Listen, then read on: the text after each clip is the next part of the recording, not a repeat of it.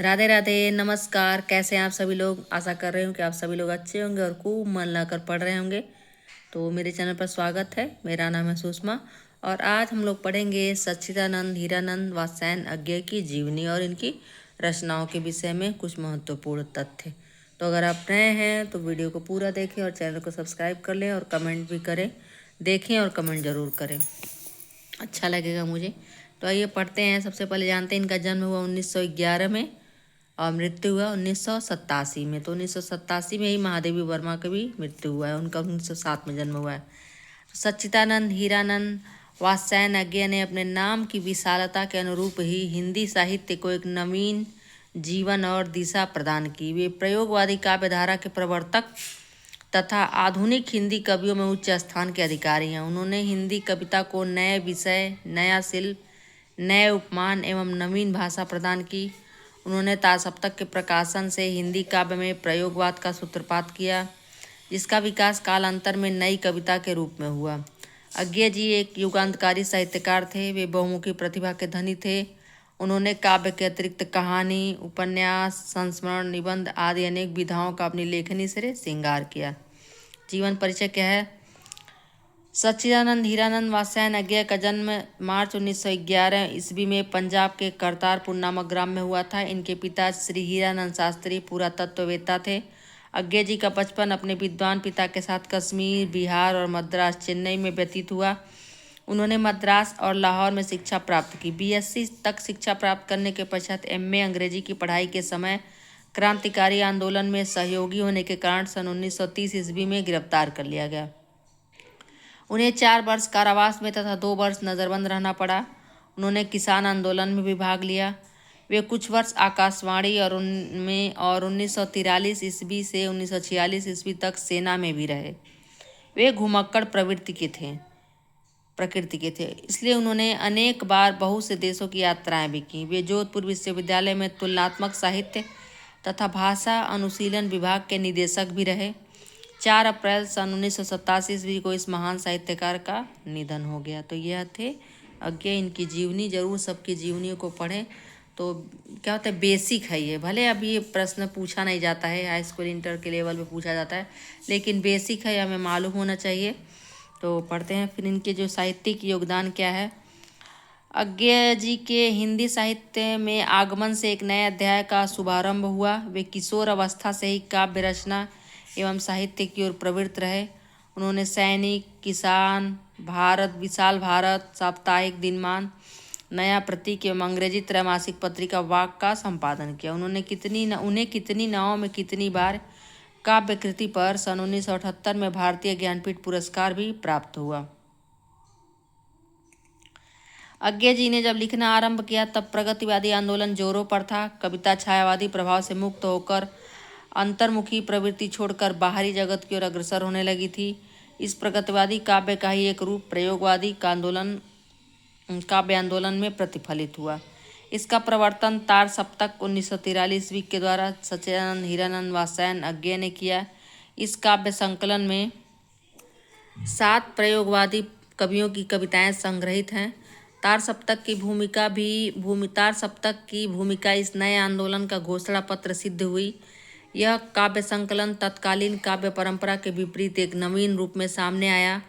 अज्ञेय ने अपने सूक्ष्म कलात्मक बोध, व्यापक जीवन अनुभूति और समृद्ध कल्पना शक्ति तथा सहज परंतु संकेतमय विभंजना के द्वारा परिचित भावनाओं के नूतन और अनछुए रूपों को उजागर किया।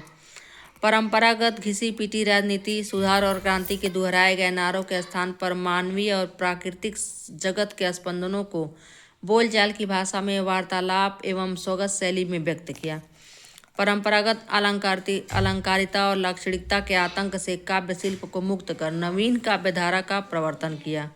यह नवीन काव्यधारा प्रयोगवादी काव्यधारा के नाम से जानी जाती है, जो आज नई कविता के रूप में परिवर्तित हो चुकी है। निजी अनुभूति को बनाए हुए शिल्प के माध्यम से व्यक्त करने का प्रयत्न अज्ञेय ने किया, जो सहज की विवाद का कारण बना। उन पर पाश्चात्य काव्य शिल्प के नकल का आरोप लगाया गया, परंतु उन्होंने अपना प्रयोग जारी रखा।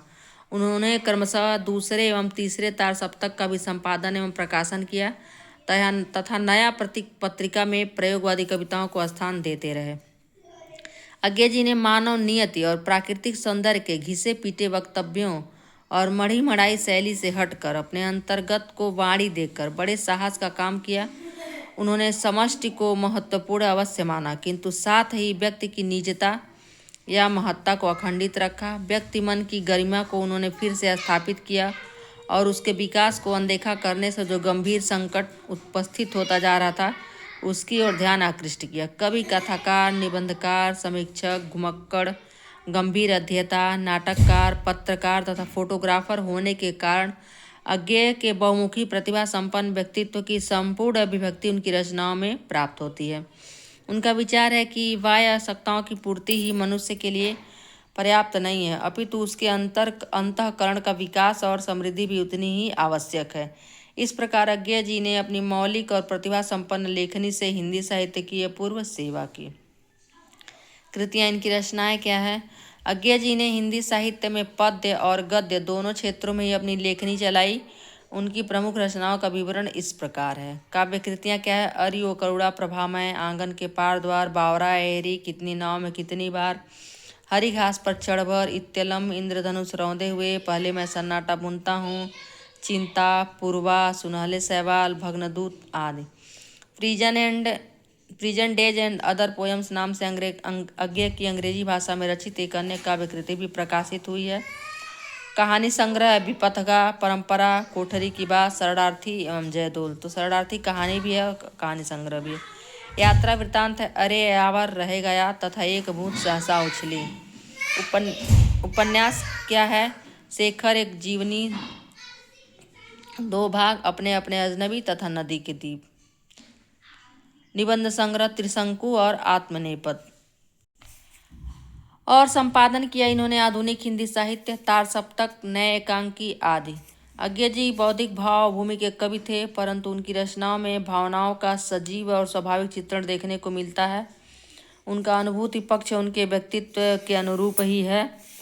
अज्ञेय जी के काव्य में विविध रसों का परिपाक हुआ है, परंतु श्रृंगार, करुण, वीर, शांत आदि रसों का विशेष रूप से निरूपण किया गया। उन्होंने अपने काव्य में प्रेम तत्व को महत्ता प्रदान की है। उनके काव्य में प्रेम का प्रकटन कहीं तो स्त्री के माध्यम से हुआ है तो कहीं पुरुष के माध्यम से हुआ है।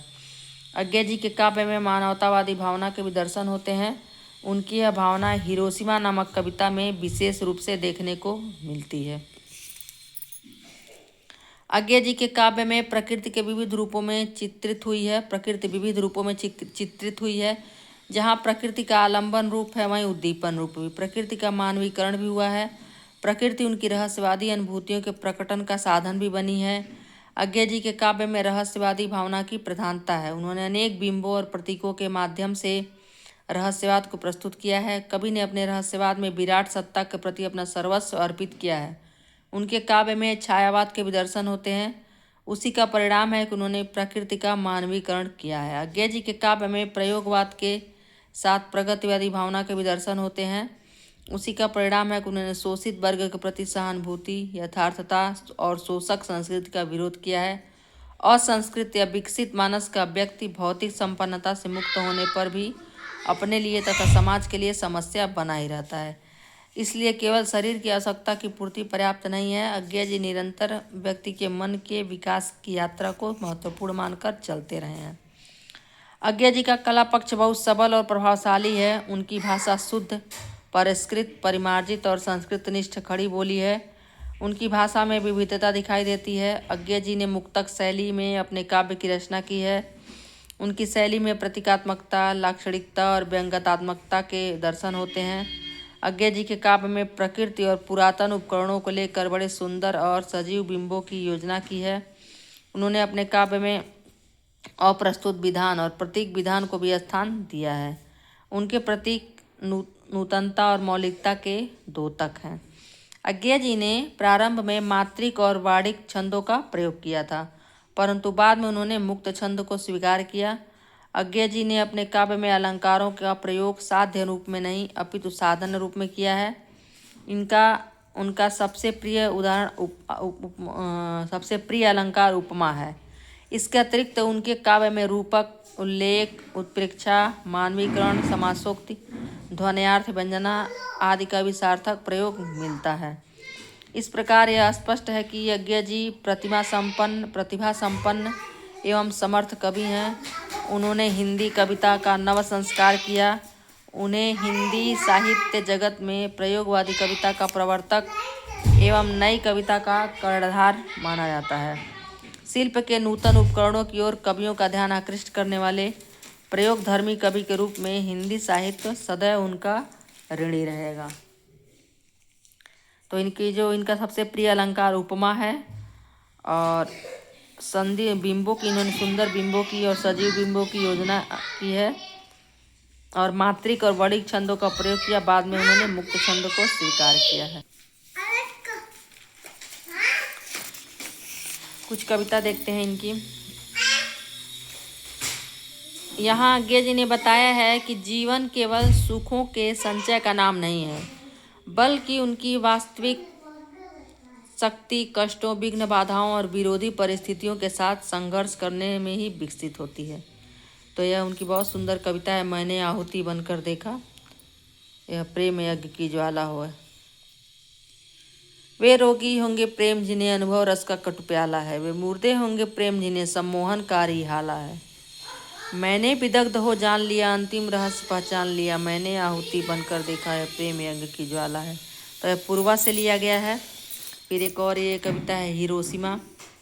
यह द्वितीय युद्ध में अमेरिका ने जापान के नागासाकी और हिरोशिमा नगरों पर अणु बम गिराकर जो भीषण नरसंहार किया था, उसी का वर्णन है। एक दिन सहसा सूरज निकला, अरे क्षितिज पर नहीं नगर के चौक, धूप बरसी पर अंतरिक्ष से नहीं फटी मिट्टी से। बहुत सुंदर कविता है ये। तो आज्ञा जी मेरे प्रिय कवि हैं, पढ़ती रहती हूँ मैं। सुनहरे सहवाल जो काव्य संग्रह उससे लिया गया है, सुनहरे सहवाल से अनुकरणीय है यह लाइनें, मैंने आहुति बनकर देखा है, प्रेम यज्ञ की ज्वाला है। फिर कुछ प्रश्नोत्तर हैं। तो किस काल के कवि हैं ये? आधुनिक काल के हैं। और जन्म काल 1911, मृत्यु काल 1987। जन्म स्थान करतारपुर। पिता हीरानंद शास्त्री। तुलनात्मक साहित्य का अध्ययन कहाँ किया और भाषा अनुशीलन विभाग, तो ये जोधपुर विश्वविद्यालय। दिनमान साप्ताहिक के संपादक अज्ञे। कितनी नाव में कितनी बार? अज्ञे जी की हिरोशिमा नामक कविता किस काव्य संग्रह में? सुनहरे सहवाल में। तार सप्तक के संपादक का नाम अज्ञे। मैंने आहुति बनकर देखा है कविता किस संग्रह से? तो पूर्वा से है। अज्ञे जी को किस काव्य कृति पर भारतीय ज्ञानपीठ पुरस्कार मिला? तो कितने नाव में कितनी बार। प्रयोगवादी काव्यधारा का प्रवर्तक का नाम अज्ञे जी की दो प्रमुख काव्य कृतियाँ, तो कितनी नाव में कितनी बार और इस एक जिसपे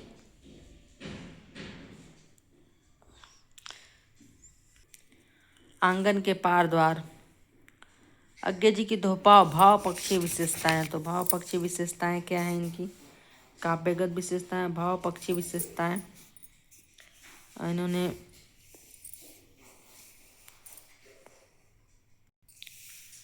इनका अनुभूति पक्ष उनके व्यक्तित्व के अनुरूप है और इनके काव्य में प्रेम तत्व को महत्ता दी गई है और मानवतावादी को भी महत्ता दी गई है। हिरोशिमा में इन्होंने लिखा भी है। तो मिलते हैं फिर अगले वीडियो में, तब तक के लिए नमस्कार। पढ़ते रहिए, मस्त रहिए, खुश रहिए।